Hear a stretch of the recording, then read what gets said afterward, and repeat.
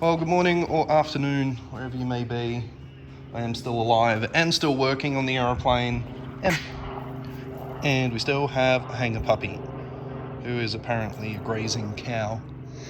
Got a treat especial for you today.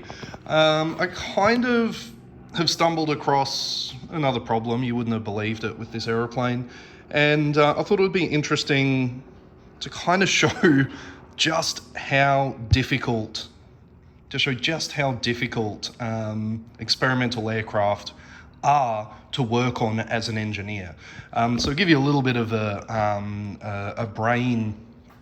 sort of brain teaser, because it's really hard to show how wide a problem or how deep the problems you can find with an aeroplane when you don't know it, you didn't build it, and you're just the guy showing up to try and fix problems.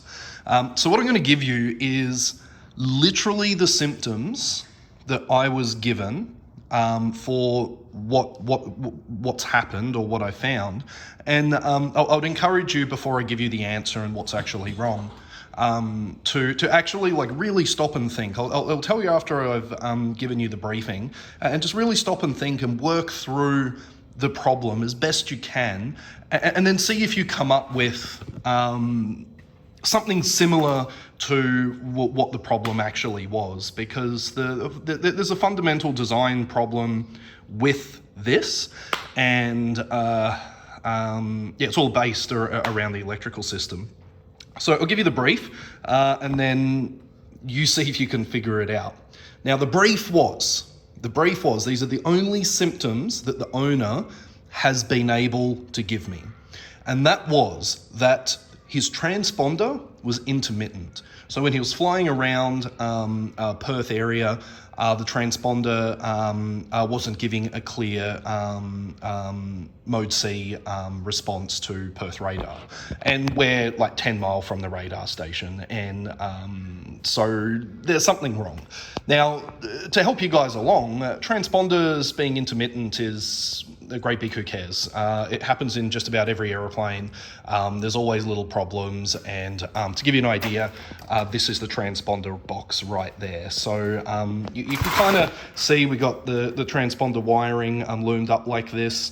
Here's the transponder. We've got some other wires running over the top of them, and so the transponder wire being all loomed up like this is obviously bad, especially without any ferromagnetic thingies, whatever they are, on the actual antenna. And the transponder antenna is actually based down the bottom there.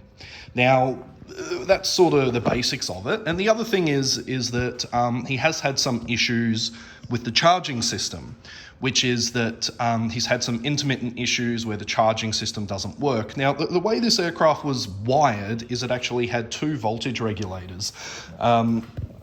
So with the alternator system, if you're not familiar with the Rotaxes, is a simple two-wire system that comes off the alternator, and it has an external regulator, which was here. Now, I believe I did show you this, and you're already looking at this and saying, well, there's your problem. It's not. It is a problem, don't get me wrong. This is not going back on the aeroplane. I wouldn't even put this on a lawnmower. So yeah, that's not going back on the aeroplane. But it had two voltage regulators. One was wired up as a backup. One was wired as standard, and there was a switch for that secondary voltage regulator, completely mislabeled as emergency generator. It's not an emergency generator, it's actually a secondary voltage regulator. There's only one generator on this aircraft, or an alternator, and it's a simple permanent magnet alternator, two wires that come out, external voltage regulator. So yeah, those were the only symptoms. Is sometimes he had a charging issue and he had to switch over to the secondary regulator, and that's it. So what I'm trying to show you here is that is the limitation of, that is all the indication, that is the only indication I've been given about a problem that was inherent in this aircraft. Transponder doesn't seem to work. something happened with the charging. And when I had a good look over here, I think even in my previous videos on this aircraft, I pointed out this mess here. You'll notice these wires here that go over towards a transponder. These are the wires that I found that had some of these burn marks on them. Let's just go ahead and go to regular camera mode. And you can see this is when I removed all of the, I don't know, fucking electrical tape or something. I don't know what happened with this aeroplane when it was being built. And yeah, so you can see the wires, there's burn marks and stuff like that on it. Those are the symptoms, and that is the physical problem, the potential problem that I found. But don't worry, I guarantee you it's much worse than just a broken wire. But that's all. What I want you to do is 5 minutes into the video, what are we in? 6 minutes into the video, go ahead and pause the video and think what possible problems could come from it. And if you don't know much about electrical systems, it doesn't matter. All I'm trying to show you is how deep one of these problems can go, and I knew nothing about it. And for reference, the aircraft's flown about 280 hours. It's been flying for about, I think it was commissioned 2011, so what, 12 years. So it's not an old aeroplane. And it's been flying well. It hasn't had any major issues. It has had one emergency landing when the coolant pipe melted, but that was it. That's the only indication. It's not an old aeroplane, but yeah, I just want you to stop and think, and then think about my liability for when you sign this aeroplane. And all of this isn't to scare you off an experimental aeroplane. What I'm trying to illustrate is how hard it is, and how hard it is to find latent errors, because you can look at these and go, well, yeah, they're just wires. You know, they're just wires, they carry power, sure, whatever. It's a little more insidious than that. So yeah, go ahead, pause the video. I'm going to go over and show you how the thing was wired right now. And if you like, you can look at that and it might show you a little bit more information. But it's also going to show you one of the major design problems with the aircraft. Now, this is my chicken scratchings, of course, just so I can lay it out. On this side is what I'm going to be changing it to. So here we go. We've got the main voltage regulator, backup regulator. There was that switch. This is the switch up on the cockpit dash, this one here. We've got an alternator, and it has approximately, it can produce up to 100 volts AC power. And then from the main regulator, we go up to the master switch. The master switch goes across to the master circuit breaker, which also provides power to the main bus bar. That same master switch also provides the switching for the alternator regulator. So this is what physically turns on the alternator. And then from the alternator circuit breaker, all of the other circuit breaker loads are actually through it. Now, there is a wire that comes down to the main bus bar. So the way this sort of looks is that this main bus bar can power these items, all of the other circuit breaker loads. And if the master circuit breaker is popped and the engine's still running, in theory, one of the problems is right there, everything should still run. Batteries over here, you have to forgive me, it's not a obviously proper technical drawing, but this is because this is garbage. So yeah, this is the thingy. There's some problems that you will find here. There are problems you will find here. I'll actually read the comments and see what you come up with. So 9 minutes in. Yeah, okay. So now I'm going to go into what the fuck is the problem and just how bad this was. And I'll cover the solutions and all of that as well. So let's go over and show what these problems are. So the first thing is power from the alternator. Most alternators on most other aircraft other than Rotaxes are all internally regulated, which means this little guy here, which turns the power from the alternator into something we can use on the aeroplane. Now, if you weren't aware, alternators produce alternating current, and this alternator will produce up to 100 volts AC. It's permanent magnet, so it doesn't have any field or anything like that, so it doesn't need 12 volts going to the alternator. It's just a permanent magnet. So these are the two wires that come from the alternator. There's no positive or negative because it's AC. And you will see if you look in here how important it is that these wires never chafe or never do anything. It has this stainless steel braid. Now that stainless steel braid is not for EMF or anything like that. It's not to it's not to provide EMF protection or anything. It is actually just to protect these cables, because what comes out of these cables is what is effectively is affectionately known as unregulated power, which means if these wires short out, there is nothing stopping them while that propeller's turning to continue producing power until the alternator melts itself apart. So these little guys here, if these ended up shorting out and touching things, they would provide the very, very robust, sparky electrical show. Really, really bad. It also doubles as AC power, as you may not be aware if you haven't put any forks in your sockets at home lately, will actually kill you. This will kill you. It's actually the most dangerous power you can get is unregulated AC, because there's nothing stopping any voltage spikes, there's nothing stopping any dead shorts, there's nothing stopping this. While the alternator's spinning, there is nothing stopping these wires from making a little zappy zap show. So, with that in mind, alternator, external regulator, we have an external regulator here. So the idea when you're designing a system is you want your regulator to be as close to the alternator as possible to minimize the runs of this unregulated AC.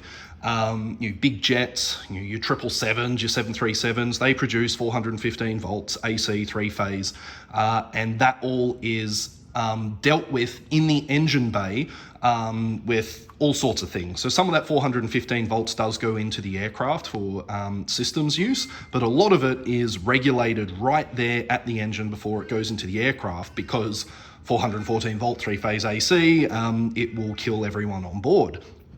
Super dangerous. This shit's only 100 volts, who cares, pretty low current, but this will still kill you. Still have a bad time. So the idea is you have AC wires. It's a very, very short run to protect the wires. Again, why there's like fucking stainless steel braid on the outside of it. And that is stainless steel, not copper braid or anything. So starting to maybe sort of sense the gravity of the problem here is that, yes, we have unregulated AC current that will kill you or will literally burn the aircraft to the ground while the engine's running. And also notice there is no switch. There is no switch. There is no fuse. There is no nothing. These go directly to the voltage regulator with nothing. It's somewhat by design because you always want the power. You manage that risk of having no fuses on board by fusing the output of the regulator. And if the regulator fails, doesn't matter, you've got a backup battery. So there's like a redundancy built in there. It's more risk to put a fuse on this and it blows and you have no power than having 5 minutes, 10 minutes of the voltage regulator before it melts down. Cool. Back to this aeroplane, how it's wired.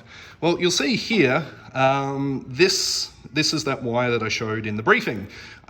These wires are crimped together with this 3-way Y piece, which was connected between this regulator and the backup regulator. And the backup regulator was really close. It was mounted in here. Except here comes the problem. And I don't, I look at things as an aeroplane, like things that can kill you as a pilot, the wings falling off, stuff like that. I don't think I've experienced a build, or I've seen a build like this, where the aircraft would actually kill the occupant, but would be happily flying along. I don't think I've ever seen this, but you're about to see it. So, unregulated AC.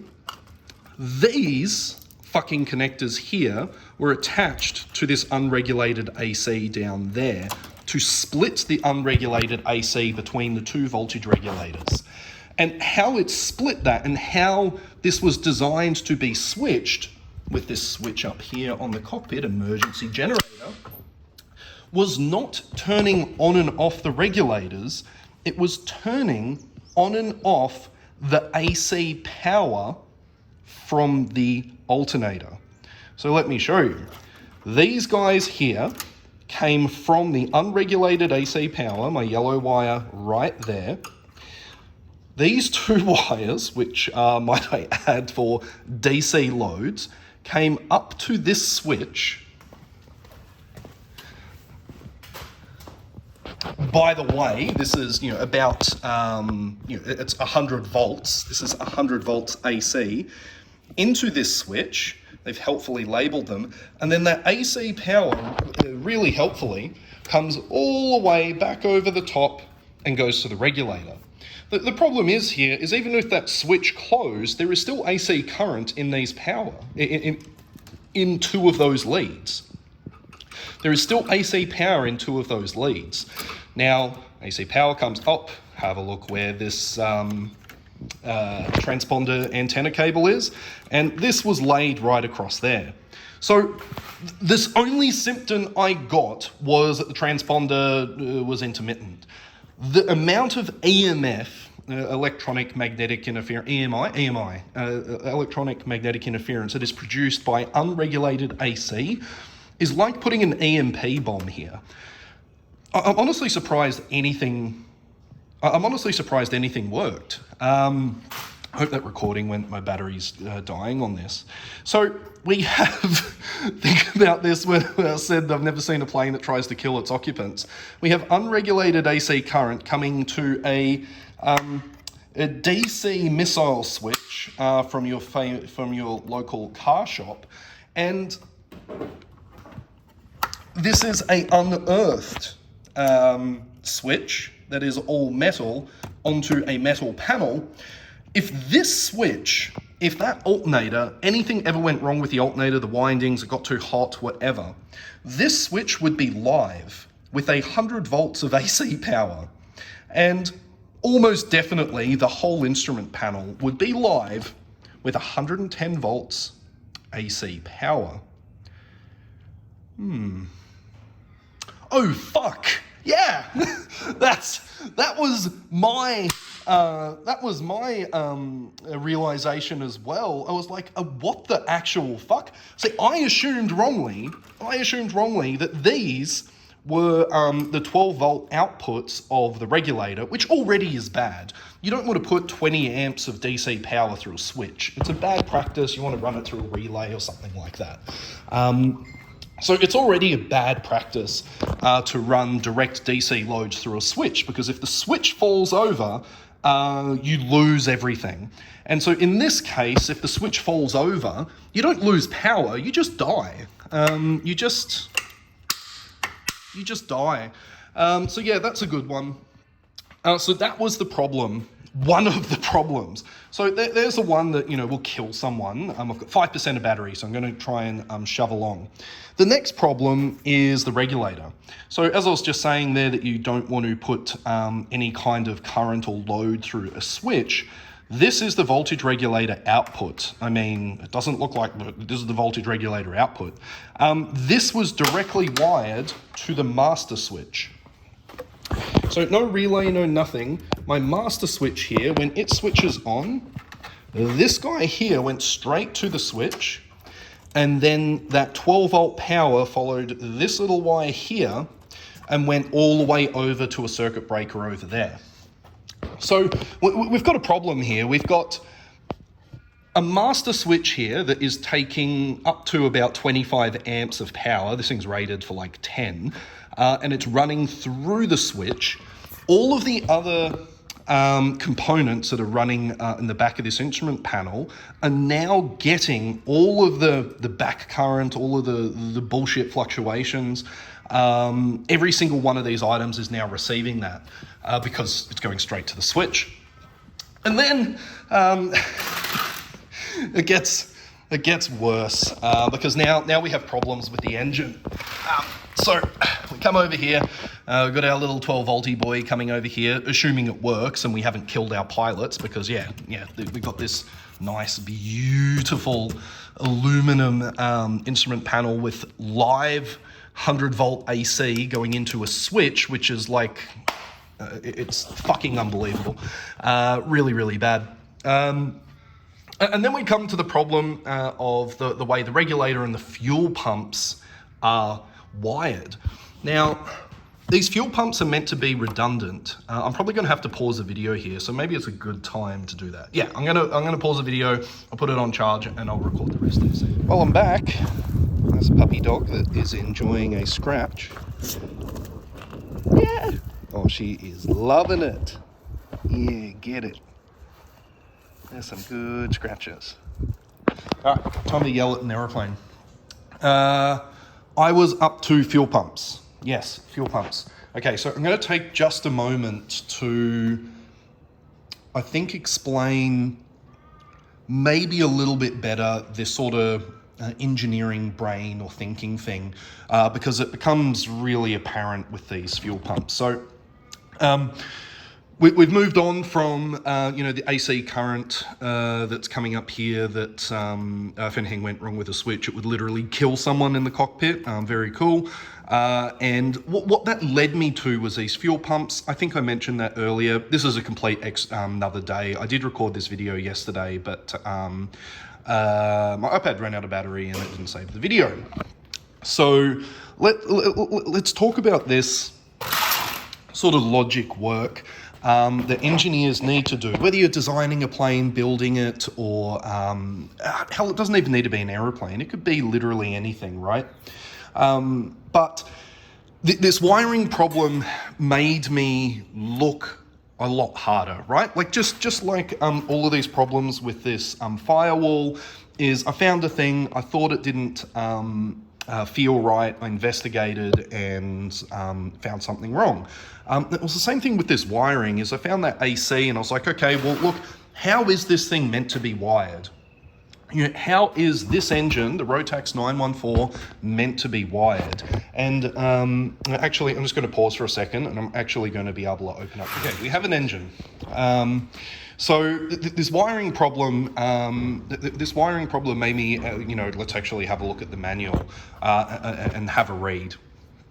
And see what the wiring is meant to do. And it was really, really, really difficult. It's I think it's one of the most difficult things, is to take the manual and try and compare it to something that someone else has done.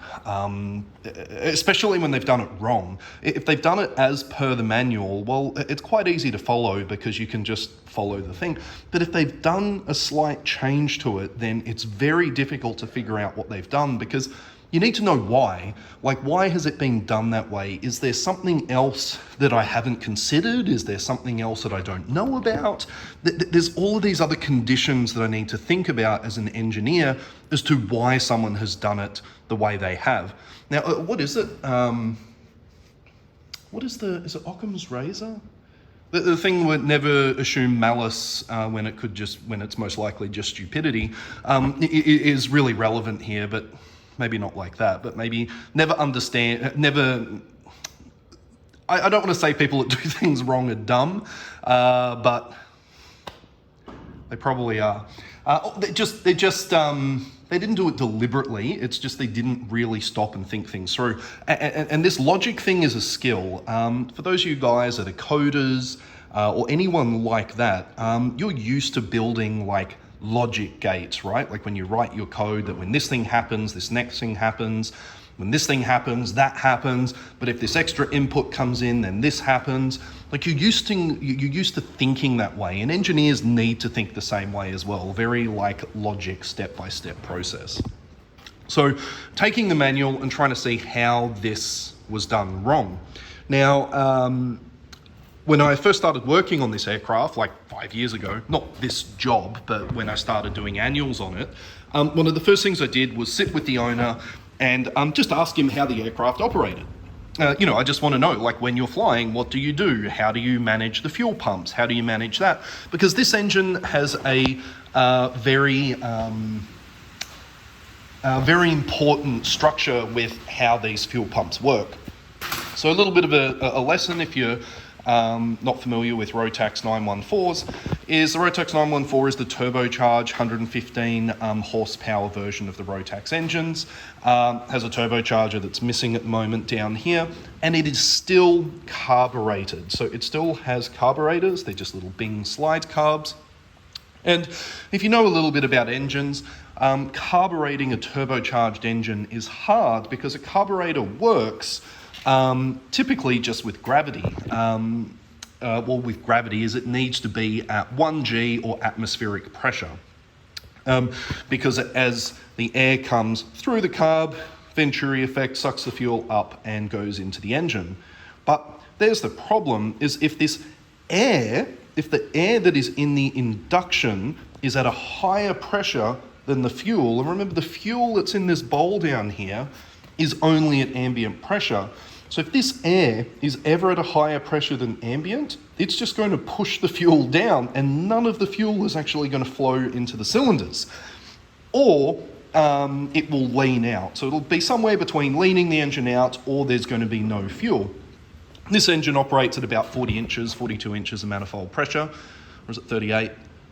No, I think it's like 42 or 45. Whatever. It's a number.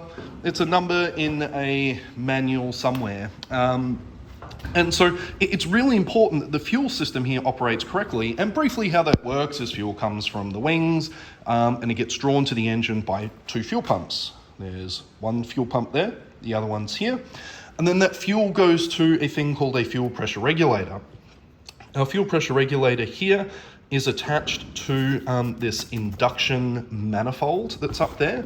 And the whole purpose of this fuel pressure regulator is it makes sure that the fuel pressure that enters this carb bowl down here is always above the air pressure. Because if this is above ambient pressure, this fuel bowl needs to be pressurized. And so the fuel bowl is slightly different to most other Rotaxes. You can see it's got a big bolt on the bottom, and everything is sealed on this particular carburetor. So if there's any leaks here, the engine will lean out. It's very important that it all seals. So the fuel pump comes up to here to this pressure regulator.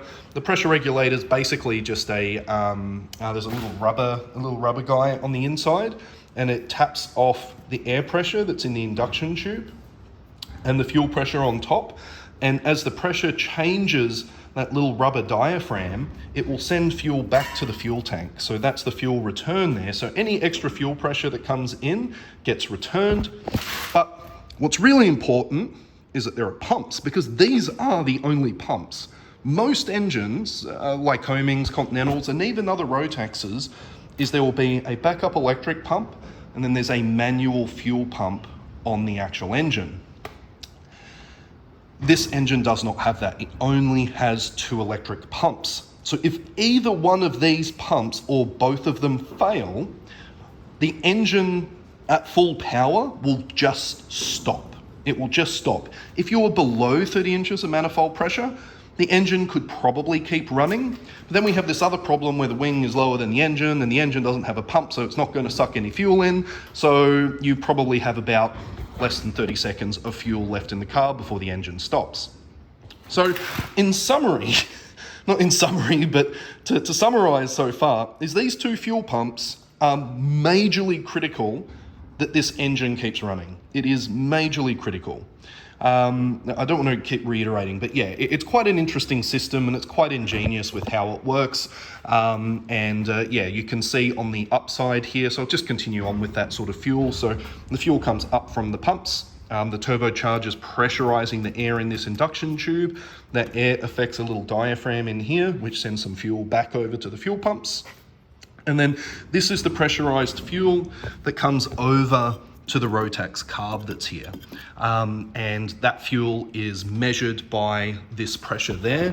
And there's a couple of other sensors and things up here. There's an airbox pressure sensor and all of these things.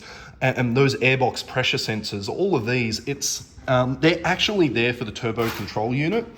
So this engine does have a little computer brainy boy down there. And these guys here is what opens and closes the wastegate on the turbocharger. So whether the turbocharger needs more exhaust or less exhaust or whatever, it manages the manifold pressure up here. So very, very important that these pumps work. So back to when I first started looking at this aircraft. So I sat down with the owner and said, hey, can you explain to me how you operate the aircraft, how it works, what happens with the fuel pumps? And I'm showing you this because it's pretty bad. So he explained to me how it works is he has a fuel pump switch over here. I'll just zoom in a little bit. And you can see there's a main and reserve pump. And that's as by design. We have two pumps. We have a main pump that operates all of the time, and we have an aux pump that operates during takeoff and landing. That makes sense. I just asked him how he operated it, and he would check both pumps before he goes flying. Occasionally, he would turn one of the pumps off by popping this fuel pump circuit breaker here, and the aircraft would fly normally. He's never seen fuel fluctuations or anything like that. And I was like, great, that sounds pretty normal. That sounds all pretty normal, except, and so what I did, my logic engineering brain is going, that's correct. He is operating the aircraft correctly. The pumps operate correctly. I have effectively managed the risk. I'm telling you how I thought at the time. I've effectively managed the risk of a potential failure point of the aircraft, right? Those two things turn off, engine stops. I want to avoid that, right? So back to our wiring problem. So I've had a look at the manual, and in the manual is it actually had the fuel pumps having separate power sources, and one of those power sources was the main voltage regulator.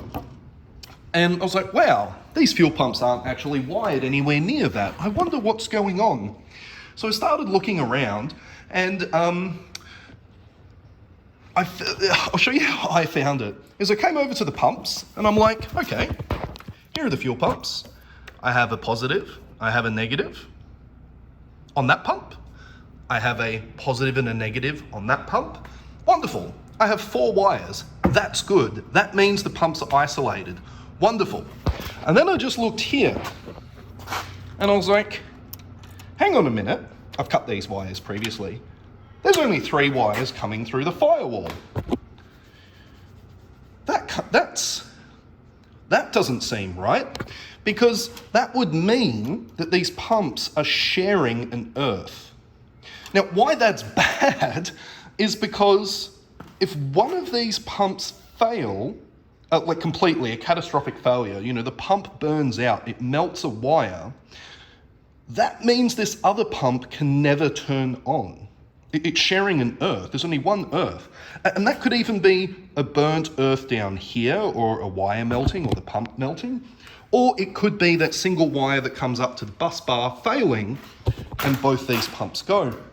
So that logic sort of thinking of, with aircraft, we want to eliminate single points of failure. Now, why we can still say that, yeah, okay, we got an aeroplane with one engine, one propeller, do I put more engines on my aeroplane to manage the risk of this? No, we manage the risk in different ways, right? We manage the risk by having complex systems that are redundant, and if one system fails, another one can continue. That's sort of the core fundamental design between an aeroplane. We've only got one nose wheel. We don't put a second nose wheel on. How do we manage it? We just build a really strong nose wheel, and we check it, we make sure it doesn't fall off. So having only one earth here is a swing and a miss. Let's call it, it's a swing and a miss, because I now have this beautifully designed redundant fuel pump system that is operating through a single point of failure. That's a no-no in the aircraft industry. Almost in any industry, actually. So anyway, I followed the wire, and I'm like, okay, yeah, so it's got a single earth. That's a huge problem. This can't be the case. But then I looked a little harder, and some of you that might have been a little more eagle-eyed may have noticed the S. The S. Not fuel pump, pumps. So not only was the single earth going to the bus bar that you can see in there, both fuel pumps were operating off a single circuit breaker. Now, that's really bad. Like, it's so bad that I can't even. So usually I would be swearing at people and adding a lot of colourful content here. But I'm not kidding, both fuel pumps operate through a single circuit breaker. So let's work through a failure that happens here. And it's a regular failure. Let's say we're at full takeoff power, ringing, going full noise, or taking off, the wheels have left the ground, there's trees in front of me, I'm having a good day, I'm about to go flying. Both of these fuel pumps are operating. I've done the right thing, I'm a pilot, I've followed the procedure manual, the operating manual. One of these pumps fails. Now, if these are wired incorrectly, you wouldn't even know a difference. One pump would fail, everything would be fine. But let's say this pump here burns out. It's a little electric motor, something gets clogged in there, whatever. That pump burns out, and all of a sudden it starts drawing too much power. It is going to pop this circuit breaker, shut down both fuel pumps and the engine almost immediately. Almost immediately. Because at full power, like I was talking about earlier, this upper induction pressure is going to be above ambient, which is as soon as those pumps fail or fluctuate, the air pressure going through here is going to overpower the fuel. The engine will lean out. Now, either the engine will lean out and catastrophically fail, or just what would be nice is if the prop just stopped and you had a good engine. Except we're just above treetop height and we have no options. But even if we did have an option, it doesn't matter. Because if one of those pumps have failed, because both of their 12-volt source is from here, you can never reset this circuit breaker. Because as soon as you reset it, the pump's going to draw too much power, going to draw over 5 amp and pop the breaker. Draws too much power, pops the breaker. Draws too much power, pops the breaker. There is no isolation whatsoever for those two fuel pumps. None. It is...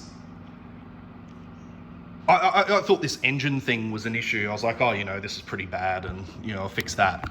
The AC issue was a real issue. That's probably been the thing that's been most likely to cause death, this unregulated AC going to a DC $10 switch from your local hardware store, car store, whatever. But this one here, this fuel pump, it's a perfect example of a latent build problem or a latent error that's been built into a system. This aircraft has done nearly 300 hours of flying. It's been flying for nearly 12 years. And yet I've been working on this plane for 4 years, 5 years. I've flown this plane. And yet, what's a tractor? And yet, I haven't picked this up, and anyone else before me hasn't picked it up, because there's no point if you're doing an engineering job or a maintenance job on this plane that you're going to go, you know what I need to do is trace every single wire back to where they're going to go. It's uneconomical and it doesn't work. But this is a monstrous problem, and it's the only time that someone would have found out this was wrong literally would be in a crash report. The only time. the owner of this plane could have been doing absolutely everything right, taken off, had a fuel pump failure, and then crashed and died at the end of the runway, and no one would know why. No one. Maybe the air crash investigator would figure out that all of this stuff has been done wrong. Maybe. But what I'm trying to say is I'm not good. Like, I'm not an electrical sparky boy. I'm not really good at electrical stuff. I'm really good at finding broken things, though. Really, really good at finding broken things that aren't the way they're meant to be. But the only reason I found this problem, is because of those AC wires being wired wrong. And I say it all of the time. I'd rather be lucky than good. And in this case, again, I was really lucky. Really lucky. The owner's really lucky. I've been able to find a problem. And so for those of you guys that have been following along, here I just roughly sketched out how this thing has been wired currently, and you'll see some of the problems. So this is how it was currently wired and how I'm changing it. Is we have a main voltage regulator, the backup regulator. This switch is the one that was up on the instrument panel. Here's our AC, approximately around 100 volts AC power coming to the regulators. And obviously these wires are going up to the instrument panel, which was our famous death switch right here. And then this is how the aircraft was wired. Again, you can see I'm not an electrical guy. This is chicken scratchings. So main regulator would send its power to the master switch. Now, the fuel pumps in this circuit breaker were a problem. But if you think I'm short-handing this, you're wrong. Maybe you're wondering why I'm getting so laughy about it. And that's because this is correct. What actually happened is the main voltage regulator output, pushing out about 22 amps at full power, went directly to the master switch. Not a relay, not a anything, not a bus bar, not anything. It was directly wired, 20 amps going to a switch that is rated for, you might guess, 10 amps. You would be correct. And then the master switch went on or off. It's the master switch. So this master switch turns everything on and off, everything, the engine, the fuel pumps, the whole airplane. It's a master. The master switch. It's the switch that makes everything go dead. So we have full 20 amps of power going to the master switch, which then very helpfully went over to a master circuit breaker. That's kind of cool. So now I've got another single point of failure. If this switch fails, and I mean they fail when you put too much current through them, we're putting about 20 amps through it. If this switch melts, the contacts fail, anything like that, everything turns off. Just the whole aeroplane. Whole aeroplane. This switch is worth probably about $25. So I have a $25 item that if it fails, this $100,000 aircraft becomes a crater in the ground. Very cool, very normal. And then the power goes over to a master circuit breaker, which is fine, goes over to the main bus bar. And you'll see here the problem is the master switch, now our single point of failure, had a parallel connection that then went to the alternator circuit breaker. But the alternator circuit breaker is backed up across all of these other circuit breakers across the top here, which is okay. This is just bussing everything, together here. However, that's fine because if this circuit breaker pops, the voltage regulator, it's fine. All of these others will still work. All of them will still work. However, if that switch over there and this circuit breaker pop, which actually isn't the right rating. This is meant to be 50 amp and it's only 30. If this circuit breaker stops, then everything turns off. Everything just turns off. Aircraft turns itself off. Now, the circuit breaker's worth a little bit more money. These are worth like $50. So I've got a single point of failure that costs $25, single point of failure that costs $50, and there is no way of any of these other items, the fuel pumps, from operating off the main bus bar. Now, for this engine actually to run, it does have an electrical failure mode. So let's say all of the power turns off and the computer turns off. It's okay, the engine will continue operating just with throttle inputs and the fuel pump. That's all it actually needs, because everything else is self-contained on the engine. If the propeller is spinning, the alternator is providing power to the coils, and it's all self-regulating through here. So these coil packs and everything off the back of the engine are powered by a couple of coils on the alternator. So even if the voltage regulator fails, these guys are independent to it. Good design. So it's really important to design a system that even if everything on this side of the engine completely fails, I still need a fuel pump. I still need a fuel pump. So that's not how it's wired. If we lose any kind of electrical, either the battery, the master switch, master circuit breaker, anything fails up here, the engine stops because everything just gets cut down. So I have a $25 point of failure, $50 point of failure to write off a whole aircraft. So how it's meant to be wired and how I'm wiring it is what we move to now.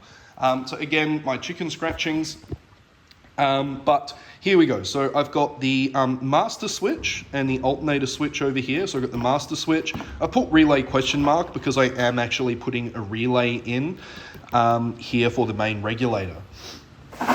So this is what we're actually going to. So I have a alternator up the top here with AC power. There's 110 volts. I think I'm going to keep this backup regulator, but as I've noted, emergency use only, because I'm going to do basically, I'll talk about that in a second. So I've got a master switch, and my master switch, it's what obviously powers the bus. Now the master switch is now not going to carry any of the load from the main regulator.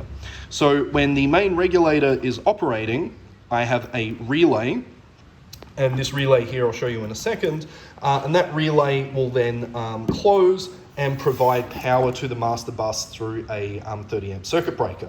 That's lovely. And one of the things I've tousled with and had to think about again using that sort of logic coding brain is I am actually bringing in another point of failure here. And I'm not super likey of that, except it's managed with now how the system works.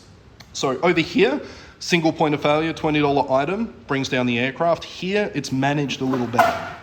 So my main regulator will provide 12 volts to a relay, and that relay will provide to the master bus. The battery is obviously coming into the master bus from down here, so I have 12 volts of power to the master bus to power everything. The backup regulator, it's just going to go through a switch. The backup regulator only produces 8 amps, so I'm going to run that through a switch. I'm going to label it as emergency only, and I'm going to put a fuse on it, and that fuse is going to be I think it's only going to be a 10 amp fuse. And the reason for that is I don't want a circuit breaker because I don't want people fucking with it. If something goes wrong, the main regulator fails, and John needs to get home, John's the owner of the aeroplane, the backup regulator can be used. If it pops a breaker, I don't want anyone using it again because it's got this weird tee-off AC system, which super not a fan of, but it was on the aeroplane. I think I'm going to put it back on. So where do the fuel pumps come in? Here they are over here. I've got my aux pump and my main pump. How I'm wiring it is the output of the main regulator, which is pushing about 15 amp at cruise power, 22 amp at full power, is before I get to the relay. Before the relay, it's teeing off the main regulator to power the main fuel pump. So why that's great is if the relay fails and the propeller's spinning, it doesn't matter. My main fuel pump is still running. So even if this fails, doesn't matter, won't know about it, the fuel pump's still running. And if I'm at takeoff, even if the main regulator fails or this fail, I've got battery power providing the master bus, which when you're doing a takeoff, your aux pump needs to be on, which is wonderful. And there's a switch for the aux pump so you can turn it off when you get to cruise.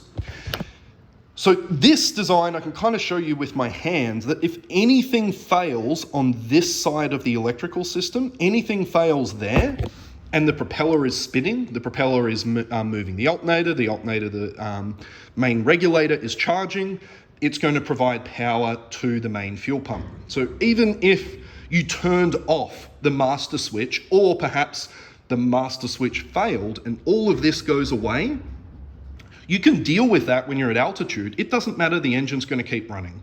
It is going to keep on running because this power is on the other side of the regulator. Now, what happens if the regulator fails? So if the regulator fails, it also now doesn't matter because I've got 12 volts from the battery providing master bus power, which goes to the relay, and the relay will be closed because the relay operates through the master switch. So as soon as the master switch comes on, the relay will come on. This is kind of misdrawn at the moment. And so 12 volts can still go to there. So if this item is isolated, it doesn't matter. If the relay is isolated, again, it doesn't matter because my voltage regulator is providing power over here. Wonderful.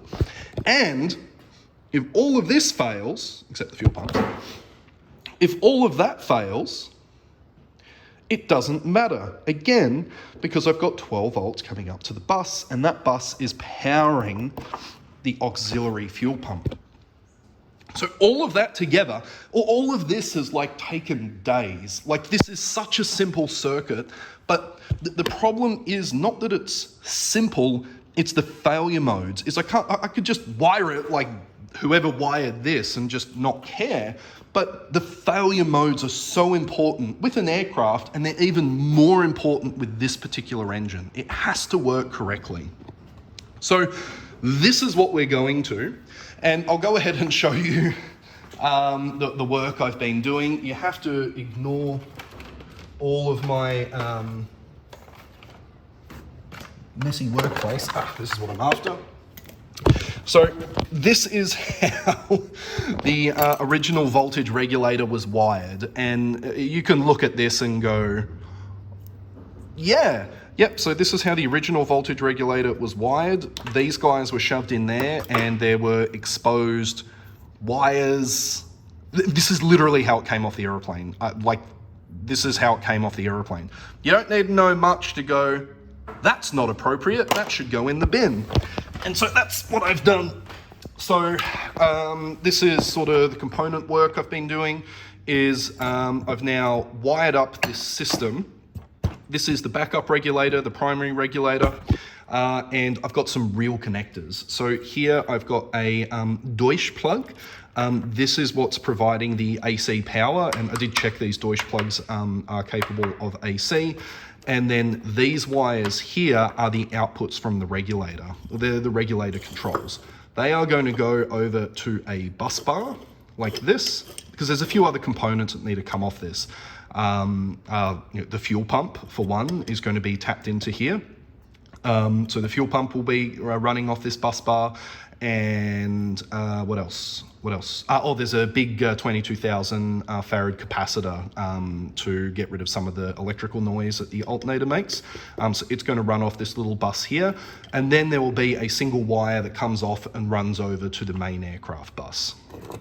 Through this relay, so I've got a 5-pin relay, and this relay is rated to 40 amp, so it's about double what the maximum output is, and it's rated for continuous, and it's a resistor-based relay, so any on-off switching won't affect any of the electronics downstream of this, so it'll stop any voltage spikes or anything weird like that. So that's going to go there.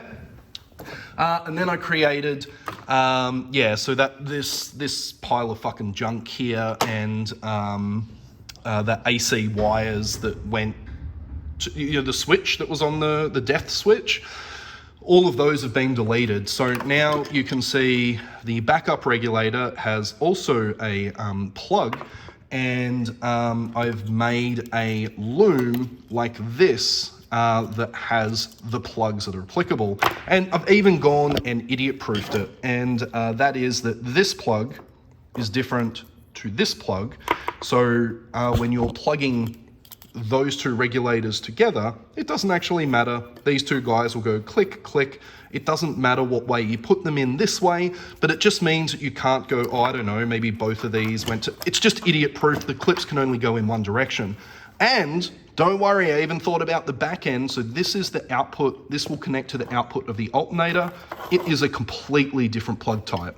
So this plug type won't work with that or with that, and so it will work correctly. So this is the input from the alternator. These two guys are going to go over to here, and it just already, this looks a lot better than this. Even if you don't know anything about electronics, just it looking better kind of is an indication that it's not fucked. So yeah, not appropriate, slightly more appropriate. And what else did I have here? That was pretty much it. Just done some nice wiring. Oh, and all of these main connectors, they were all crimped and soldered. So I went to the extra effort of soldering all of the crimps that are on these plugs, the little terminals, so that they absolutely can't flap around, because as we know, AC power will kill you. And oh yeah, I wanted to show you this. This thing's a cool little tool. It's a, I've been using this. It's a little soldering iron that just runs off Ryobi style batteries. And it is wonderful. I got the desk-based one because it's temperature control, and honestly, it's great. Doesn't use a lot of power out of the batteries. I can walk over to the aeroplane and do whatever work I need to do. It gets hot enough. Just phenomenal little tool. Really glad I bought it. Doesn't take a lot of power, and just use these batteries and happy days. So yeah, just wanted to show you that. So this is what the system's going to look something like this. I'm still undecided about this backup regulator. I think there's some value, it's marginal, but there's some value in installing this. Yeah, so them's the stories of a broken aeroplane. And I cannot impress upon you enough. I really hope you did that little sort of logic thought process of before, but I just really hope this shows that how this tiny little thing, this tiny little indication of, that the transponder didn't work, and I saw a little bit of how's your father wiring over in the corner there, has led me to a point where I've been able to find multiple single points of failure that literally would bring this aeroplane down. And the chances of it happening are high. These fuel pumps are 12 years old. They've only done 300 hours, but they're still 12 years old. Corrosion on the coil windings, all of that. It's a non-zero risk that these pumps could fail, and the way it's currently wired is only one pump runs at any one time, and if a pump fails, they're all off a single circuit breaker. Like, it's just so bad. It is so bad. I like the AC and, the kill switch, literally this switch that will kill you, was also hilarious, but yeah, it's quite a large problem. So yeah, I'll give you a little bit of an update. I'll put an update, a personal update here at the end of the video, because no one else really cares, but maybe I'll try and just sit and chat here for a second. There's a seat. There's my Canada Dry. Oh wow, I'm so good at making videos. So good at it. So yeah, you saw Emmy. She's doing okay. Will these logbooks hold that up? Probably not. Whatever. I'll sit down here. Yeah, so life update. I've been working pretty hard on the boat. I'm actually trying to set up a streaming gaming station on the boat. That's my big project at the moment. I've been working hard on the electrical system on the boat. Very convenient, I guess. But I've been building the electrical system so it's strong enough that I'll be able to run, 500-600 watt gaming PC. Using the old PC that I was using when I was streaming flight simming. But I'm really missing flying airplanes on computers, and not enjoying working in sheds when it's raining and it's cold and it's hard and you're alone. That's kind of hard when you're sitting here working alone. And I mean, I've got my dog, but she's out chasing kangaroos at the moment, I think. I need to find her because she will go run in front of an aeroplane. She won't, she's smart. Yeah, so been doing a lot of that stuff. Working through problems with the that job I did over in Melbourne, building that Zenith. That's still a problem. What else has been happening? This has pretty much been the only work I've been doing, this little aeroplane. This and the boat. Really working hard on Pantala to get her ready to sail. I'm right in the middle of winter here, and where the boat is positioned is, you can't move it in winter. My exit out of Albany is directly into the Southern Ocean, and it's one of the most famous oceans for the biggest swell ever in the world, and it's a really angry ocean. So I'm just taking my time getting the boat ready. I've got solar on the boat now. I've got just about, total, I've got 203, 26, 40, I've got about 840 watts of solar on the boat at the moment. They're all rail mounted, but when I get back to the boat, I'm really, I promise you, I'm really trying hard to get the boat set up to stream from it. I've been rebuilding the interior, getting the electrical system online, so I've got an off-grid electrical system, and it's just, I haven't figured out a way to be able to record or stream while working on the boat because it's such a small space. Working here in a hangar, I can put cameras up, I can do all sorts of things like that, but yeah, the boat I haven't figured out yet because I didn't even have anywhere to sit a laptop down. I didn't even have anywhere to put a laptop down. I didn't even have anywhere really to sit.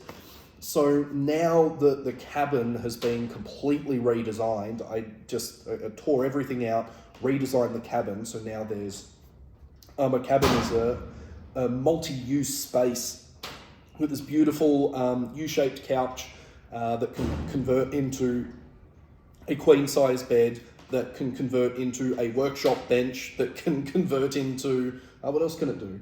No, that's about it. Workshop bench, so I can build things in the boat. I built all the engine covers, tables, all sorts of stuff in the boat, in that cabin now, because the U-shape, you can imagine that U-shape is really quite useful to be a tabletop.